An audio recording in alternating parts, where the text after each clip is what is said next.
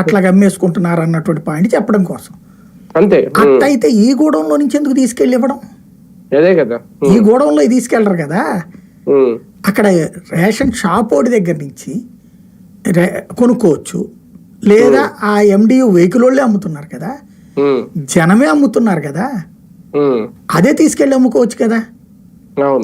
ఇక్కడ లేదు. ఒకవేళ ఫర్ ఎగ్జాంపుల్ ఇప్పుడు మీరు చెప్పినట్టని 185 టన్నుల 185 టన్నులు మిస్ అయినాయి అనుకుందాం. శుభ్రంగా నగరంలో ఉన్న వాళ్ళ కార్యకర్తలకు చెబితే ఇంటి దగ్గర ఈ అమ్మే బియ్యం ఉన్నాయి కదా, ఇప్పుడు జనాలు అమ్మేస్తున్నారు కదా, అది కొనుక్కొచ్చి 185 టన్నులు తీసుకెళ్ళాడు పడేయలేరా? 3000 బ్యాగులు దానికి ఎందుకు పెనాల్టీ? ఇక్కడ ఇది ఎంత ఉందని ఇప్పుడు రేషన్ అయితే మీరు చెప్పినట్టు 75 కిలోలు 75 కిలోలు యాజ్ ఫర్ నామ్స్ అయితే ఎంత ఉంటది? 75 రూపాయలు అంతేగా ప్రభుత్వ లెక్క అయితే గనక. సరే వీళ్ళు కొంటే 10 రూపాయలు 750 రూపాయలు 10 రూపాయలు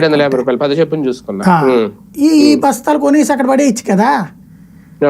ప్రాక్టికల్ గా ఒకటి ఖచ్చితంగా సిబ్బంది అమ్ముకుని ఉంటారు, మేబీ అమ్ముకుని ఉండరని నేను చెప్పను. దాంట్లో నిజంగా నానిని ఇరికించాలనుకున్నప్పుడు నాని పాత్ర అంతా ఇది. చట్టపరంగా అయితే కనుక నోటీస్ ఇవ్వచ్చు, విచారణ చేయొచ్చు, నో డౌట్. ఇందులో సివిల్ సప్లైస్ నామ్స్ లో అరెస్ట్ చేసి జైల్లో పెట్టడం లేదు. ఏది